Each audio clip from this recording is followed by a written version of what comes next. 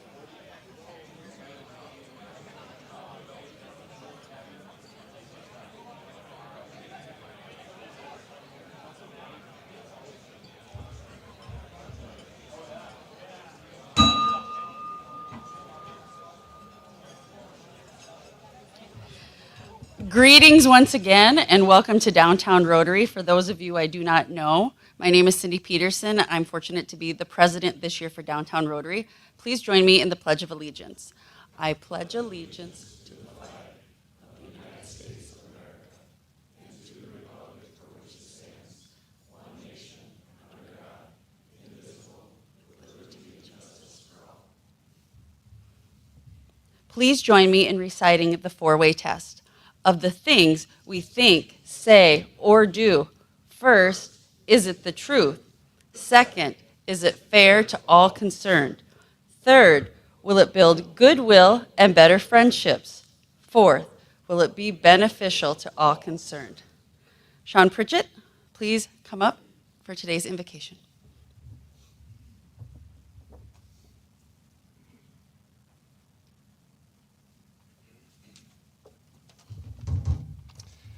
If you would pray with me if you are so inclined. Heavenly and gracious Father, on this spring day filled with sun and light, we cannot help but feel refreshed and renewed with a sense of energy and purpose. We pray that our farmers are able to get their crops planted and that we will be blessed with beautiful weather, adequate rain, and a bountiful harvest. We raise up our speaker today, Senator John Thune. We give special thanks to every elected leader who feels the calling to serve. It is not easy to be an elected official, and often they are subjected to unkind words from individuals who are not representing their best selves. Grant our elected leaders patience and perseverance to see through these challenging times. Give them wisdom and foresight to make the best decisions for all of us, and grant them the courage that they need to make the difficult decisions, especially when unpopular, but in our best overall interest. We pray that you give solace and strength to the families impacted by the tragic events over the weekend.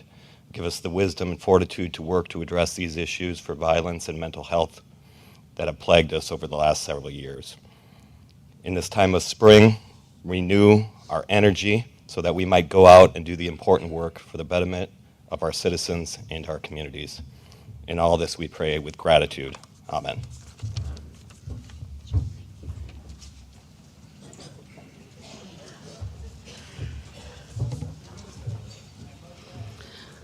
Well, look around the room if you haven't yet. Thank you all so very, very much for being here today. If you can't find someone you've never met before in this room today, I certainly encourage each and every one of you to shake the hand and say hello to someone that you're meeting for the first time while we're all here together. We have 3 new member inductions today. I'd like to invite Olivia Essig to come and introduce our newest member, and then Kevin and Matt and your new members, why don't you come alongside this way? But Olivia, you get to go first. She's way over here. All right.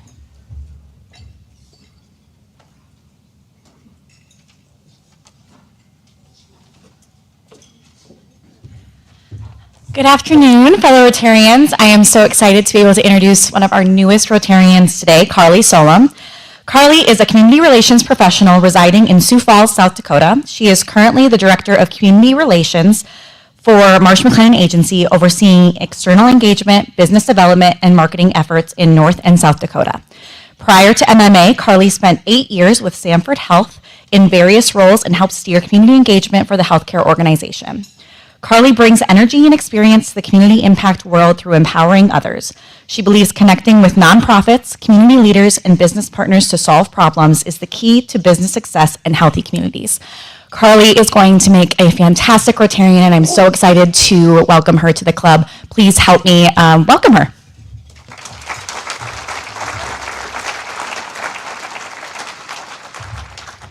Hello, everyone. As Olivia mentioned, Carly Solom with Marsh McLennan Agency.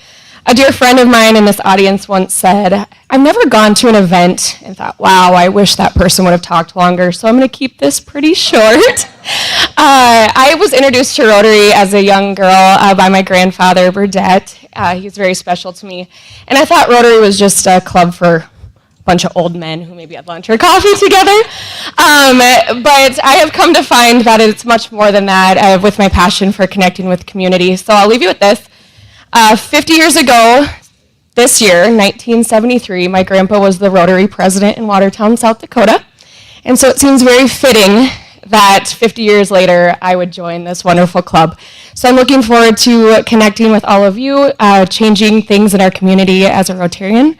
And I'm going to leave it to the next speaker, who's much more exciting than myself. So thanks for having me.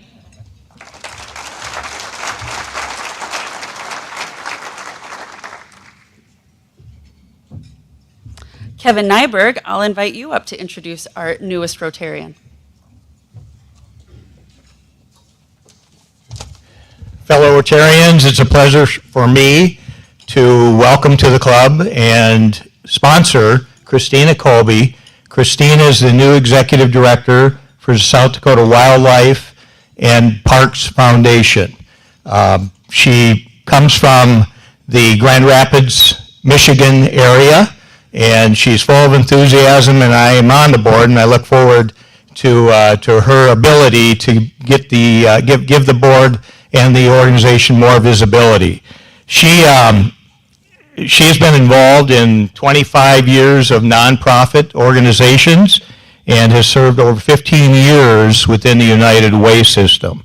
Her husband, Richard, is still living back in Michigan, will be moving here soon. They have 6 children, and the youngest is still in high school. Once he is out, he will be moving here. Christina didn't take long to indoctrinate herself to South Dakota, I'm telling you. The enthusiasm is amazing. She, not many South Dakotans get to drive the truck in the Buffalo Roundup. Not many get to brand a buffalo. She has delivered calves out at the Peterson farm. She's been to the burning of the Beetle in Custer, and she's even climbed, what's it called, Bear Butte, and has been part of the governor's hunt. So 18 months, she's done a lot as a South Dakotan. So get to know her, full of enthusiasm. Welcome, Christina Colby.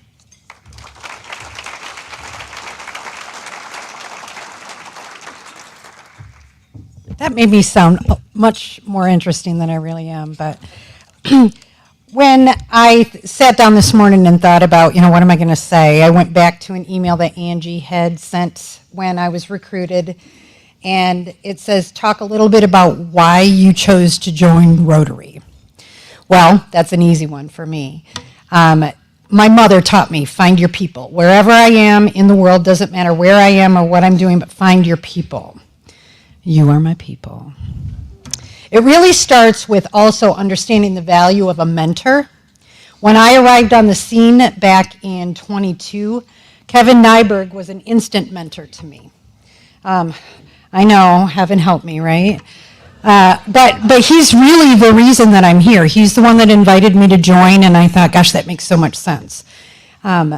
Here's the kicker. I'm not new to Rotary. This is actually the 3rd club that I've been a member of. It all started back in Sault Ste. Marie, Michigan, in the UP. And does anybody know who Herb Taylor is? Anybody ever heard that name? Herb Taylor. He lived about 20 miles south of Sault Ste. Marie, and he actually is the author of the 4-way test. He's a Chicago businessman. He actually was trying to help a failing business, and he wrote that as their guiding principles as he worked with them. But in time, as he was a Rotary member, in 1943 he introduced this. I believe it was at the International Conference or Convention, and it was adopted in 1943. So I know a little bit about you. I hope you get to know a little bit about me. In the meantime, please get out and enjoy your parks. The South Dakota State Park System is probably the best I've ever seen, and I'm not new to parks either. So thanks for having me.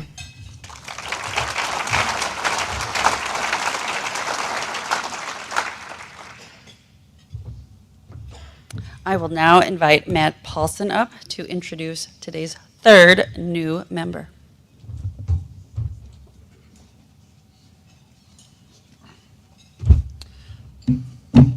Thank you, President Cindy and fellow Rotarians. I am pleased to introduce you all to Aaron Reitzema. Aaron is a partner in Alpine Real Estate Companies, which manages more than 700 multifamily apartment units and single-family homes.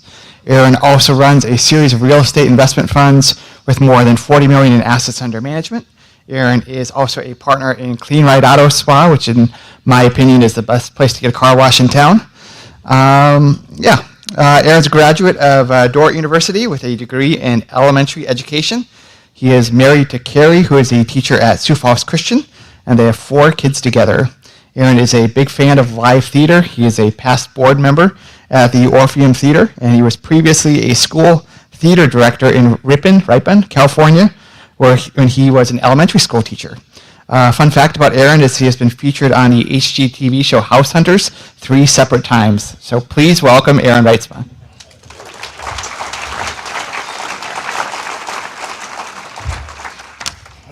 Thank you, Matt, President Peterson, and fellow Rotarians.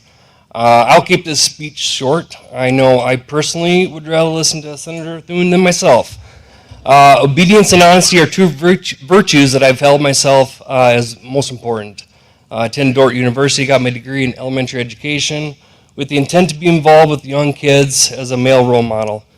Shortly after graduating, I felt something stirring in my heart that would eventually push me into a different career path, and not without my parents arguing with me about it. But I did teach for a couple years in California. California wasn't our cup of tea, so we moved back home.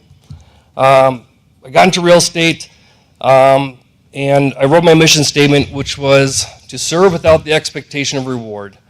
I feel it's really important to help people, not based on what your compensation is, but what you can do to help them. And that's what brought me to Rotary. After 17 years of residential real estate, I moved into Alpine to work with my partners. They need more help with real estate investment funds, and again, feeling that honesty to the Lord's calling. I'm excited to be a part of this chapter for several reasons. I believe that we are given a short allotment of time on this earth to do the Lord's work, to leave the earth better than what we received it. Downtown Rotary displays that same dedication to improving our community, region, and earth with the interactions that we have with everybody around us. Thank you.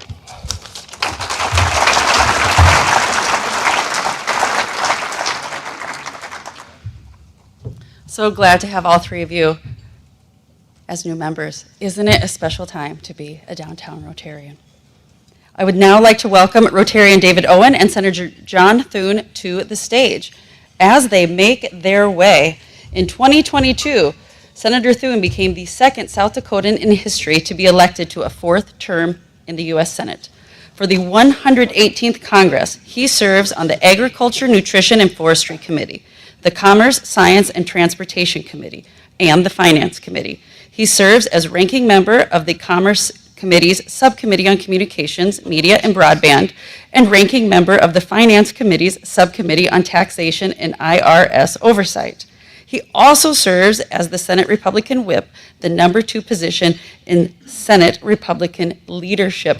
How you have time to spend an hour with us, Senator. Thank you so much. David, I'll turn it over to you. Thank you. When she asked us to find somebody you don't know and say hi to them, I immediately thought of the senator that knows all 900,000 people in South Dakota. I thought, well, hell, that didn't apply to him. Welcome, Rotarians and guests, and a handful of you that just saw a big crowd, free lunch, and just kind of wandered in. What I want to do over the course of this discussion is have the senator walk us through his biographical sketch, some background. There's interesting things I learned on the Google machine when I was preparing. I want to walk through his political career.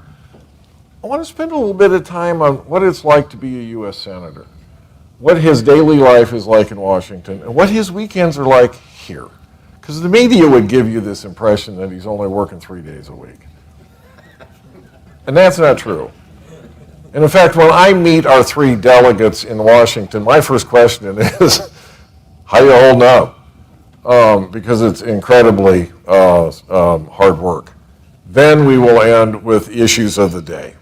And he deals with these issues every day, and we'll give you a chance to tell us what the thinking is in the Senate. So let's start this way. I assume, like most of us, you started out as a child. Where were you born? Well, thank you, Dave, by the way. Great to see all of you. It's always nice to be here in downtown Rotary. The reason I'm here on a Monday is the Senate is not in session today. We're not voting today. Go ahead, that's an applause line. But we will be back in session tomorrow.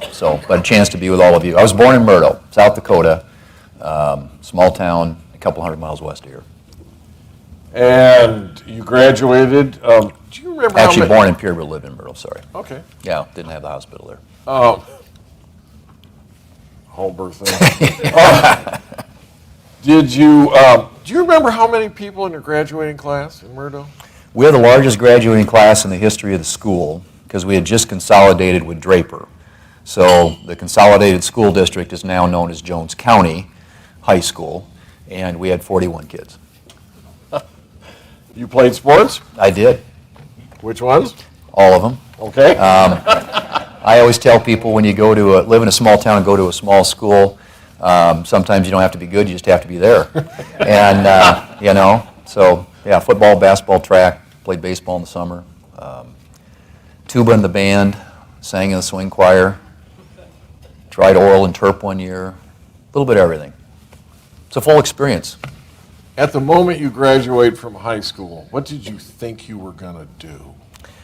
Well, I didn't really know. Okay. And like some kids have a clear sense of direction when they come out of high school. And they're usually wrong. Well, a lot of times they are wrong. But it's a process, you go through. And my dad was teaching and coaching. He was originally in the hardware business, but when I was coming through, he was teaching and coaching. And I had a couple of siblings that were educators, so thought about that. People ask me that question now, what would you do if you're not doing this job? I always said be a sports commentator, because I've always thought that would be a lot of fun. And I'm a big fan of sports, things a lot of people know. I follow all the sports here in South Dakota. And my wife thinks, as I'm watching sports on television, that I do make pretty informed observations. So sports commentator I always thought would be fun. But Where'd you go to college? undergrad at Biola University in La Mirada, California. I had a couple of siblings that had gone ahead of me. My parents liked the way they turned out, and so I did undergraduate there. And because I didn't know what I wanted to do when I grew up, I majored in business administration, and then came back, knew I wanted to live in South Dakota, came back here and got my MBA at the University of South Dakota in Vermilion.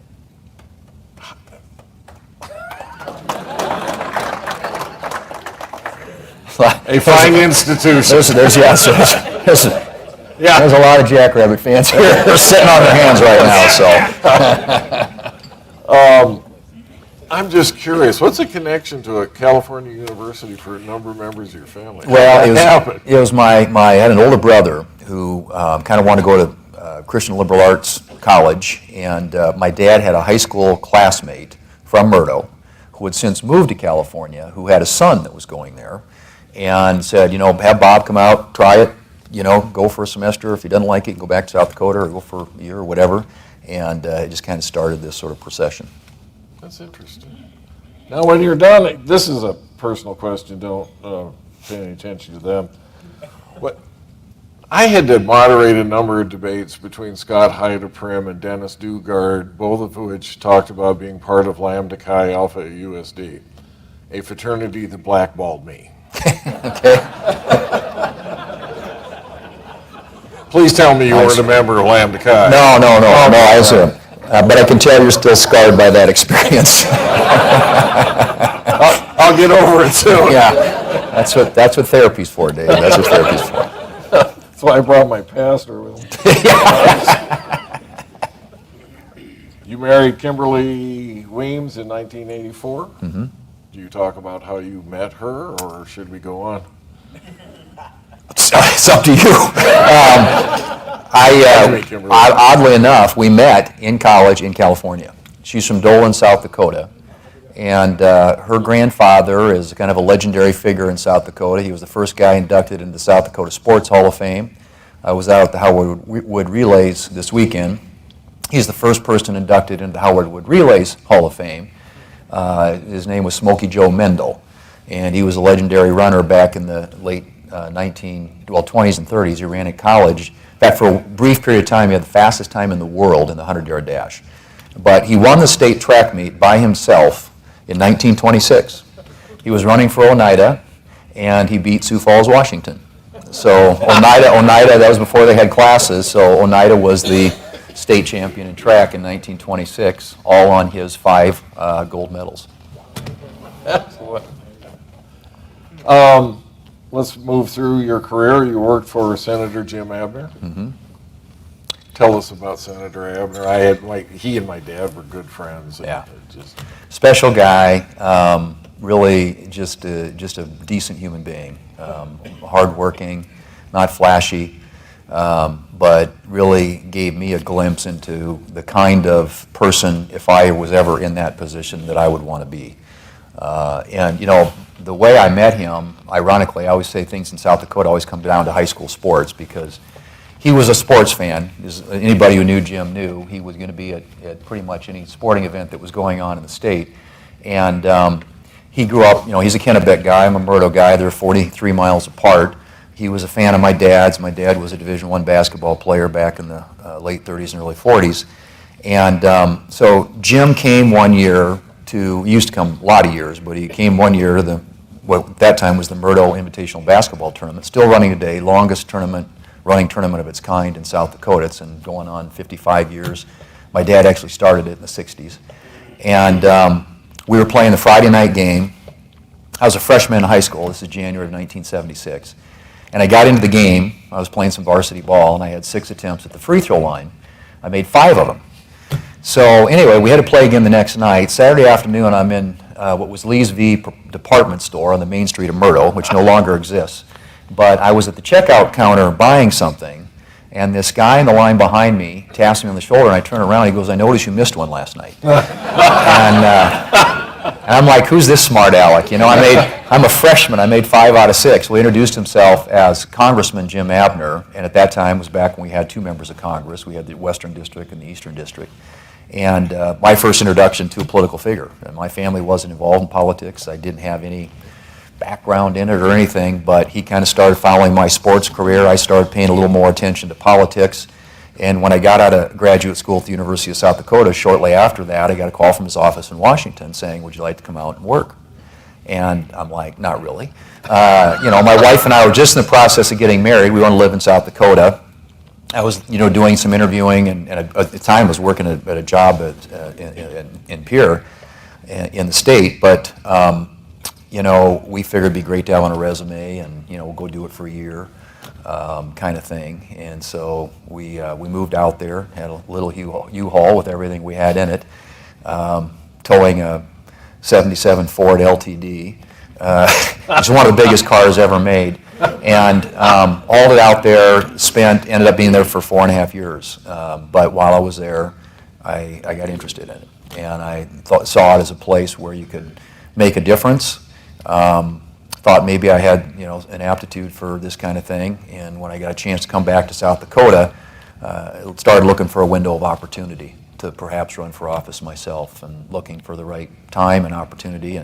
But none of that would have happened had it not been for a chance meeting on the main street of Murdo, and a missed free throw back in January of 1976. But I make no bones about it. I mean, I owe everything to Jim Abner. If it hadn't been for him, there certainly wouldn't have been. He took an interest in me and saw something and encouraged me. I had the privilege to walk around the Capitol with Senator Abner in a little tour. What impressed me, every guard that we walked past to go into place, he knew by name. Yeah. And talked to them about their kids and that kind of stuff. Amazing. He treated the majority leader and the night janitor the same way. Yeah. Then to the SBA? He went down there, lost his re-election race in 1986, and the consolation prize was President Reagan offered him the administrator job at the Small Business Administration, and he asked me to go with him. So I did a couple of years down there. Back in South Dakota to the Republican Party? State Republican Party, came back. George Mickelson was governor. Frank Bruss was his chief of staff. And they kind of opened the door for me to get back here. And that was my door entry, get back into South Dakota. And then after worked on the 1990 campaign, when that was over, George Mickelson, then governor, asked me to come into his administration. So I served as state rail director under him for a few years, and then went into the association world. But the railroad job was an interesting job. And sometimes you get opportunities in life, and I always tell kids when I'm talking to them that sometimes a door will crack open a little bit, push it open, see what's on the other side, because I certainly wouldn't have anticipated when I was in high school that I'd ever be doing what I'm doing today. But the railroad job, I was thinking, railroads, but it kind of paved the way. I learned transportation issues. I learned railroad issues. When I got to the House of Representatives, I got on the House Transportation Committee. And railroads and transportation is very important in South Dakota. And it kind of closed a loop a little bit. My grandfather came here from Norway with my great uncle back in 1906 to work on the railroad out by Murdo, Draper, Okoton area. And some of that rail out in that part of the state, when I was state rail director, we would high rail it. And there were date nails out there that went back that far. Wow. It was kind of a cool deal. So anyway, I learned a lot in that job, even though sometimes, you always wonder if this is a job, then where's this going? But it's been very useful. Then Municipal League. Yes, sir. Director. Cities and towns. Yep, love that, working with local leaders. I always tell people that being in Congress is child's play next to being on the city council. Because, Or a school. well, or the school board, or the county commission. I mean, they know where you live, and the issues are all personal, So I have great regard for, and I'm a big believer in distributed power. I've always believed that the government is best which governs closest to the people. There's more accountability there, there's more transparency there, and so I always felt like working for the cities and towns that you were kind of the heart of what really makes our communities go. And then you get these insulations in Pierre and Washington, D.C., and the farther away you get from it, I think the more distant and sometimes removed, and sometimes in sort of a bubble. And I think it's good. I'm a big believer in distributing power rather than consolidating power. I think it makes government a lot more efficient. 1996, your first run for Congress. Who'd you run against? Well, in the primary, it was like a, 8-way field, 10-way field. It was very crowded. And then the lieutenant governor got into it, and I was the only one dumb enough to stay in the race. After that, everybody else got out. But at that time, the primary was Carol Hillard, lieutenant governor, and truly a nice person who had served our state really well in the state legislature. She was Bill Janklow's lieutenant governor, and that was the primary, and I was fortunate enough to win that. In the general election, was a guy named Rick Weiland, who served as Tom Daschle's state director at the time. And fortunate enough to get by that one too. So got to the House. You win a second and third term easily. Why not run a fourth term? I had made a commitment when I ran the first time for the House of Representatives that if elected, I wouldn't serve more than 3 terms. And so I either had to go up or out. And there were a couple of options. I actually looked at running for governor. I actually formed an exploratory committee to look at running for governor, and thought it'd be really great to be able to live in South Dakota and not have to do this commute back and forth. And but then 9/11 hit, and I just felt like the place I needed to be was in the Congress, and working on the issues that I thought were really important to the country at a time when the country felt very threatened. And so I decided to take a shot at the United States Senate, and didn't make it. You remember how that turned? You ran against an incumbent, Johnson. Right. Yeah. Remember how that turned out? Tim Johnson. It was a long, and I'm sure for anybody who was around during that race, very painful campaign. There was a lot of advertising, a lot of money spent. It was a hard-hitting, bruising campaign, and ended up we lost it by 524 votes. So that number's kind of tattooed on my brain. I would think so. You chose not to contest that election. Why? I've always kind of believed that things happen for a reason, and if it was supposed to work out, it would have. But I also feel like in elections and campaigns, we kind of took a look at whether or not there was enough evidence to challenge it. And there were a lot of allegations. There was a lot, and there was, to be fair, there was some pretty questionable stuff. But you got to be able to prove it.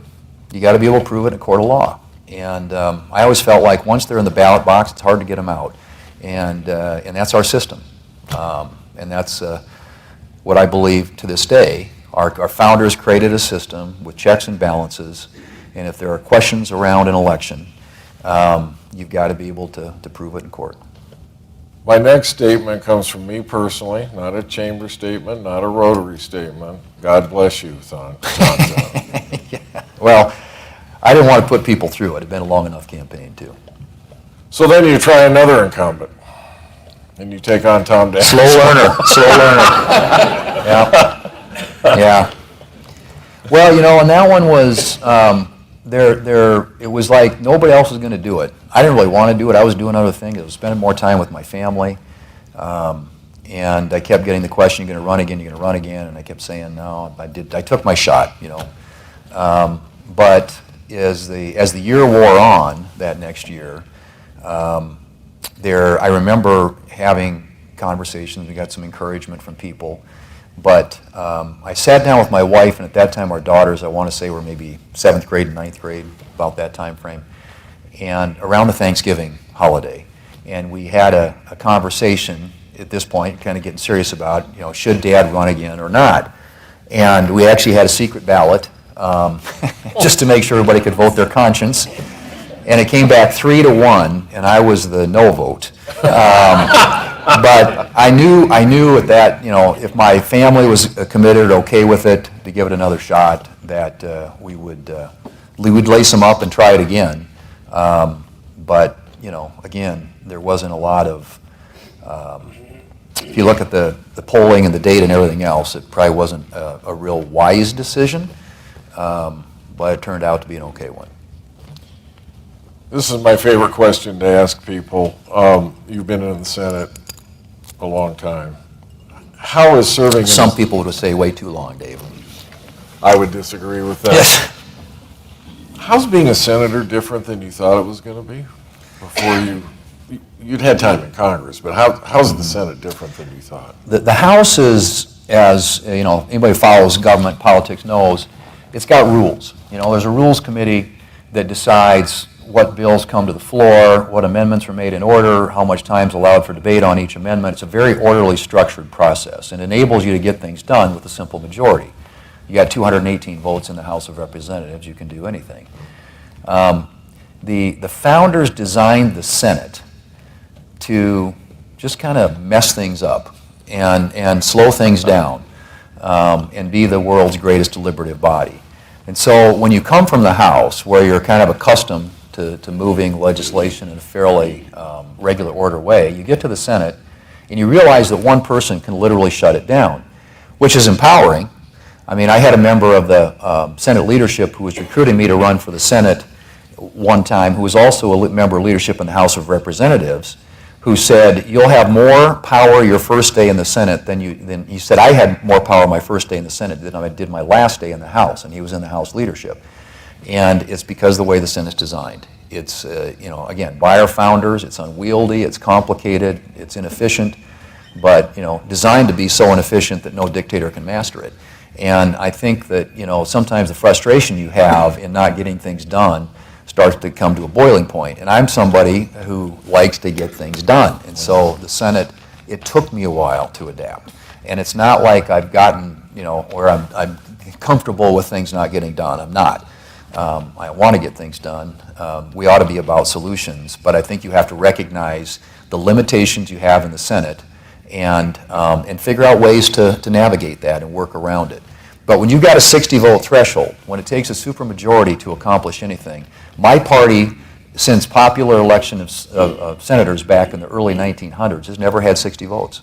Now, the Democrats have had it a couple of times, most recently under Obama in 2009. But then you got to go back, you know, to the 70s, 60s. There were a couple times in the 30s where they had a supermajority, but it rarely happens, which requires some level of bipartisanship. And that's increasingly hard to come by in this day and age. So it is frustrating, and when I got to the Senate, it continues to be a source of frustration, but it's one that you just learn how to work with. You work around it. You're the majority whip? What's that mean? Well, you don't run around with a whip, let me tell you that. But in the Senate, again, because of the nature of the institution and the way that the Senate empowers each individual senator, it's more really about cajoling than it is. You know, we're not. It's not forcing anybody to do anything. We're not running around pressuring people, but you have to be a good listener. It is about relationships, and those relationships first and foremost are about trust. And so you have to develop a level of trust. You know, we have 49 Republican senators, And on any given day, I'm responsible for, as they say, kind of herding the cats and trying to keep our team together to try and win votes. And it's a different job when you're in the minority than when you're in the majority. And this is now the second two-year term we've been in the minority. My first 2 years as the whip, we were the majority, and then you're trying to win the vote. You're trying to move an agenda. You're trying to figure out how to cobble together the necessary votes to get something across the finish line. In the minority, it's a different dynamic, and a lot of times you're playing defense. But you've got to be a good listener. You've got to know where every one of those 48 other Republican senators is on issues, what they care about, how to approach them, how to talk to them, or who else can talk to them. But it's about relationships, and it's really about trust, and it's about trying to help your team succeed. I want to start going through the issues, but I have one really stupid question to ask you. We see you on TV almost every day standing behind the majority or minority leader in the lineup. What are you thinking? Does your mind ever just... Well, sometimes. Okay. I mean, this time of year, I'm sometimes thinking about, man, I'd like to be on the Missouri River about now.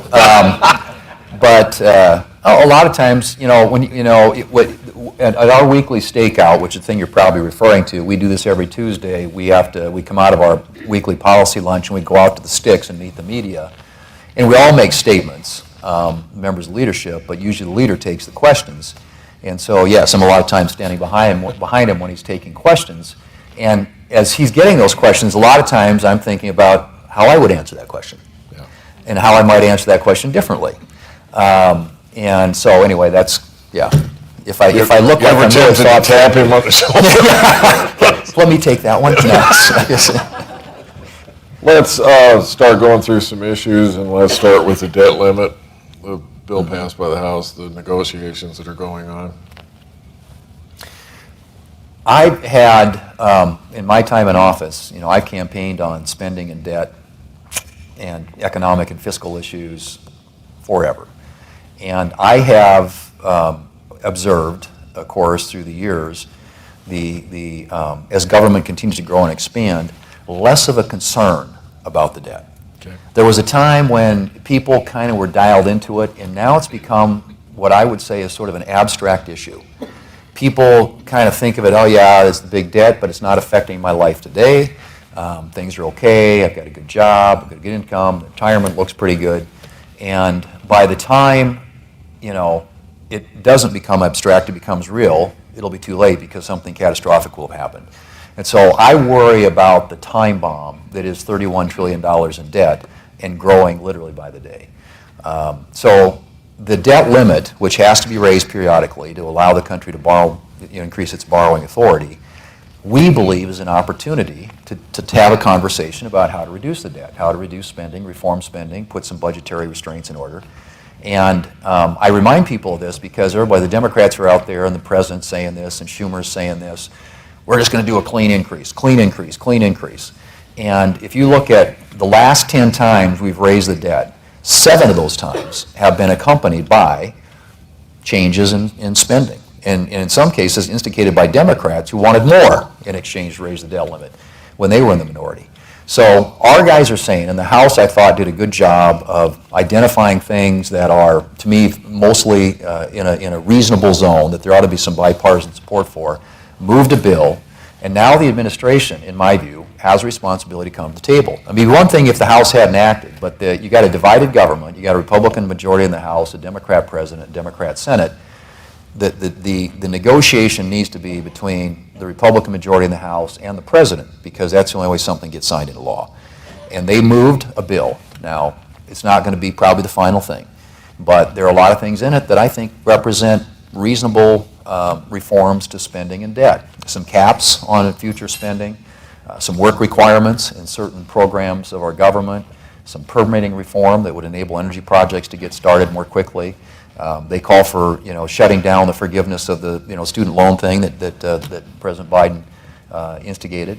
And, so there are ways, calling back unspent COVID money, there are ways of generating savings. And their bill generated about $4.5 trillion in savings over a 10-year period, and about $500 billion less in interest payments. So it's a start. And we ought to sit down and figure out, how do we tackle what, in my view, is a time bomb out there, and it's going to blow up at some point. The media would have us believe, you mentioned 7 out of 10 increases have had conditions put on it. The media would lead us to believe the 3 that didn't were during Republican control. Give us the analysis that you have on that statement. The 3 times they talk about, and honestly, I mean, there have been times nobody likes to do this. I hate this vote. And I think it's better, it's easier, I think, to sell it. And honestly, we're not going to there are not 41 or 10 Republicans right now, which is what it would take, 9, to get to 60 in the Senate, who would vote for a clean debt limit. I mean, our Republican senators are really dug in, and we produced a letter over the weekend to demonstrate that. But a lot of times, Dave, even though it may not be connected to the debt limit, it comes with other agreements. And so the Democrats typically, when you have a hostage like a debt limit vote, use it to try and get more spending. And sometimes that spending will come in a different legislative vehicle. In this case, we're trying to use the debt limit as the vehicle, the legislative vehicle to accomplish that. So everyone is a little bit different. The dynamics are different, depending on who controls the majorities in the House and the Senate, which party has the White House. But at some point, you have to have all 3 on board to get anything done. Let's move on. The Supreme Court looks like kind of a mess. I'm being polite because there's a microphone right below me. Can Congress do anything for imposing an ethics standard on the Supreme Court? I don't think that's our role. The court is perfectly capable, in my view, of policing itself. And each individual branch of the government, comes up with its rules. I worked in the executive branch for a while. I've been for a long time in the legislative branch and the Article I branch.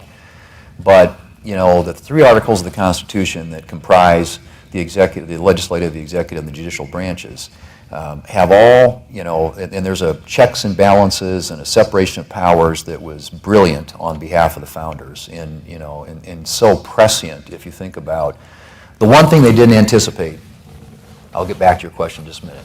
The one thing the founders didn't anticipate, and I wish they had, is to have put into the Constitution a requirement for Congress to balance its budget. I mean, that was the one thing they missed. And now most states in their constitutions have requirements that stipulate that you have to balance your budget every year. And South Dakota is one of them. And South Dakota is one of them. But I'm sure the founders never envisioned, $1 trillion, let alone 31 trillion. But anyway, with back to the court, I just think that the Supreme Court staff have an set of ethics rules that they comply with and follow. I do think that a lot of this is conjured up by the political left, who doesn't like the decisions coming out of this court and is doing everything it can to discredit it. So I think a lot of it's that. They've been going after Justice Thomas forever. And they make no bones about it. If they could get rid of the filibuster in the Senate or get a filibuster-proof majority, they would expand the Supreme Court. I mean, they would pack it with people that would give them the decisions that they want. So I think a lot of this is politics. Granted, you want to make sure that the court is acting in an ethical way, but from what I have seen so far, most of the things that they're raising are issues that fit within the confines of what the court allows in terms of their ethics. Now, if they need to reform and change it, maybe they should, but it's not for us, I don't believe. Next topic, equally tough. Had another shooting last night. Gun regulations. Congress's role in all of this? Well, Congress certainly has a role to play, but a lot of states are they're taking measures in their own hands. There are 19 states and I think the District of Columbia that have created red flag laws. South Dakota is not one of them, but there are a number of things that states can do. I do think on the issue of background checks, I actually voted for in 2017, we passed a piece of legislation called the National Instant Check System Reform Act, the NICS bill. And that strengthened the background check system in this country so that there are fewer people falling through the cracks. You know, we have a Second Amendment in America. No other countries have it. In fact, no other countries have a First Amendment, which protects the free press. But that Second Amendment, it can't be infringed. And so I think you have to be very circumspect when you look at anything that would in any way limit people's ability, law-abiding citizens, to own firearms. And to me, you've got to look at ways and design ways to deal with the real problems here. Most of these people are deranged. Most of them have serious mental issues, many of which have been demonstrated over a long period of time. And you want to keep the guns out of the hands of criminals. You want to keep them out of the hands of people that fit that definition, and look at ways to accomplish that. So I'm open to suggestions. I think hardening schools, for one. We actually had a piece of legislation that we tried to get a vote on the floor of the Senate just a couple of weeks ago that would have taken unspent COVID funds and distributed them to schools to harden their schools. When you say harden schools, you mean better lockdown, better access control?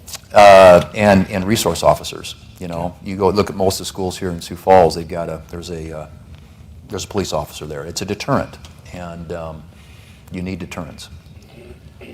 Next topic, China is a threat. Somebody at my table observed it was nice we served Chinese. So, welcome to Rotary. Thank you. But you have been a voice about the seriousness of this threat. Mm-hmm. Yeah, I think that the world's a dangerous place. And all you have to do is pick up a paper or turn on the television and realize that we live in a dangerous world. And I think we have to be circumspect. And one of the issues is how we deal with the issue of national security and the military. And there's always a big difference of opinion between Republicans and Democrats in Congress when it comes to priorities and spending. My experience has been, and this is over a long period of time, that when it comes to spending, I've never really seen a budget debate where Democrats wanted to spend less. They always want to spend more. We want to spend less, with one exception, and that's the military. There are lots of attempts, including this year. There'll be attempts to try and reduce the amount of spending on the military. So national security is critical to projecting American strength, supporting our allies. I think what you've seen with respect to Ukraine is historic, in the sense that I haven't seen the NATO alliance that unified in my lifetime on anything, and where they're actually contributing to it. Now, granted, we have the lion's share. We're the biggest economy by far, but a lot of these countries have really stepped up to the plate. So, but I think the rising China is something that affects us on an economic level. It affects us on a national security level, the diplomatic level. My view is one of the best ways to isolate China is to do business with everybody around them. And I'm a big believer in, when you have an economic relationship with a country, you tend to develop a pretty strong tie. And I think the current administration, and to be fair, the previous administration under Trump, and then even going back to Obama, I actually voted for the Trans-Pacific Partnership.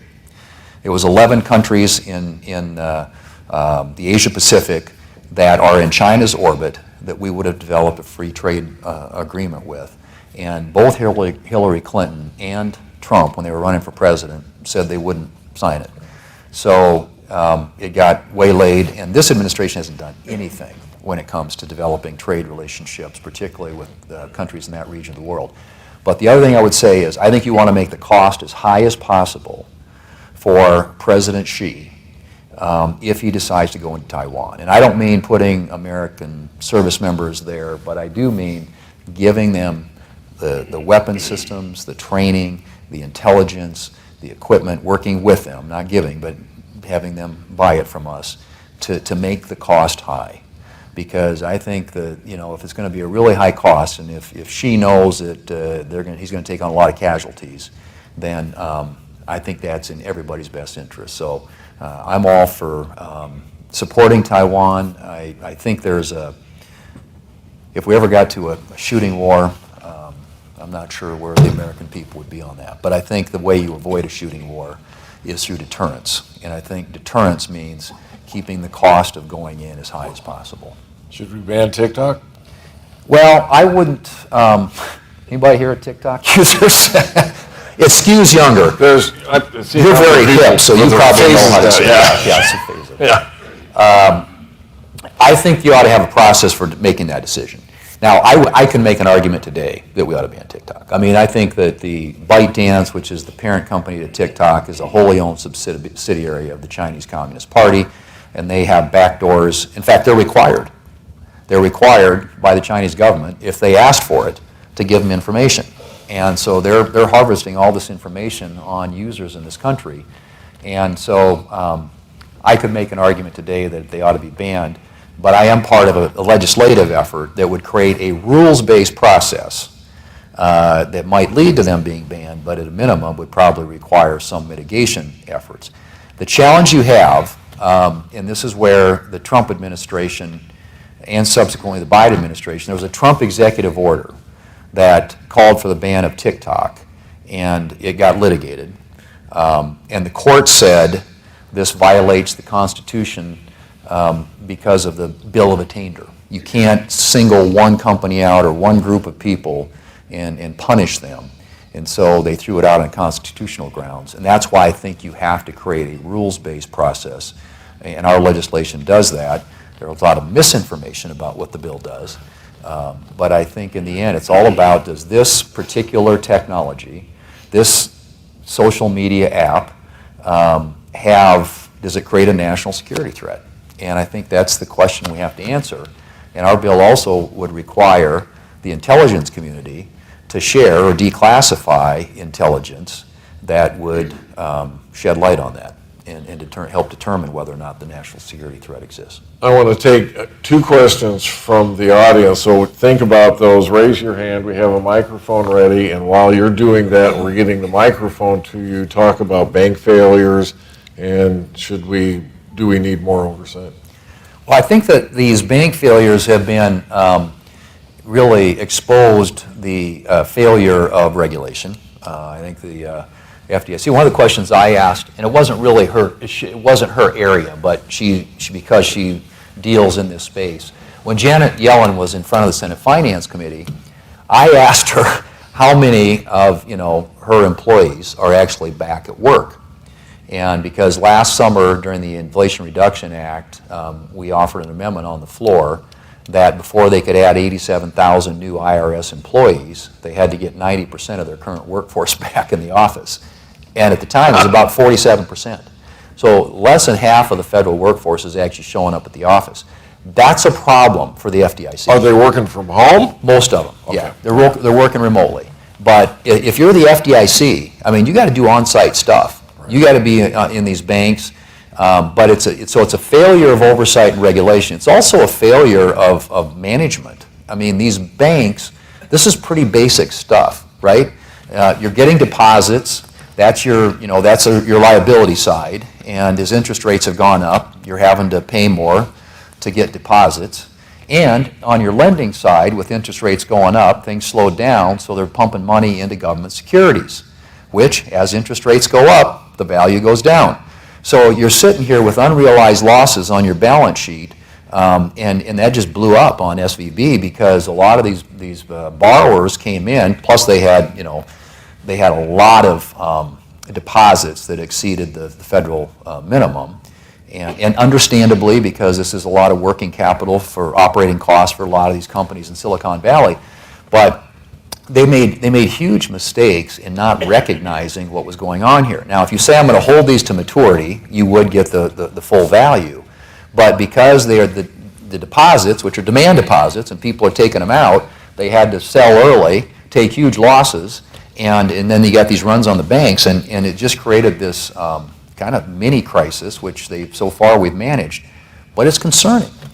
And I think the issue of moral hazard really comes into this too. I mean, should the federal government guarantee everything in this country anymore? Now we're trying to socialize mortgage costs. The current, regulation coming out of the administration would have people who have higher credit ratings and put a bigger down payment down for a mortgage, pay higher fees to subsidize higher risk borrowers. I mean, there's just we're socializing risk in this country in a way that takes away all the incentives, the economic incentives that have kept our economy, I think, the strongest and most powerful in the world. So that's probably more than you want to know. It's 12:58 to 59. Let's take one question from the audience. Raise your hand if you want. If you want to ask questions, I'm fine. I've got to. What time do you leave? Well, I've got to Fly out. Well, not today. I'm going to the airport, but for a different reason today. We're looking at projects out there today. Oh, I was going to take a train or something? Bill. Yeah. One item that you didn't hit on yet. The one item that's probably one of the biggest is the immigration situation in Title 42 and what you might want to be able to talk about there that we never hit on for you. Yeah. Yeah, that the House is going to send a bill over. I think they're going to vote on it this week and send it over to the Senate that strengthens the border. But, even Democrats are freaking out in the Senate right now, particularly border states. You talk to Kyrsten Sinema or Mark Kelly in Arizona, and they see a train wreck coming. There really isn't. There are so many things on the immigration issue. It's a long, convoluted issue.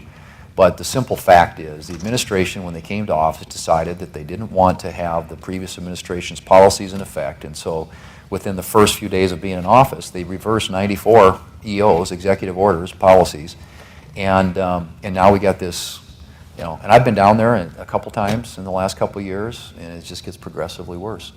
And one of the things, this is really interesting because the state of Texas, this last time I was down there, we met with their so-called border czar, appointed by the governor of Texas, to strengthen and enforce the border. The state of Texas offered to buy the materials that the federal government is storing because we didn't finish building the wall. So there's panels down there. And by the way, we're paying $150,000 every single day to store all these unused materials for the wall. State of Texas offered to buy them and build the wall themselves as long as we would give them easements along the southern border to build it. The administration said no. So, it's the incentives are all wrong. We're incentivizing illegal immigration. We need legal pathways. I've talked to Jim Hagan last week. We need 2,000 more workers just for the travel season here in South Dakota, and those are H-2Bs, which we're always fighting with the administration about getting more of, so we can't get the legal folks here. But if you want to come across the southern border, welcome, more power to you. It's been 5 million now since this administration took office. John Thune from Murdo, thank you for being a public servant. Please thank Thanks, the David. Senator. Thank you, sir. I'm with you.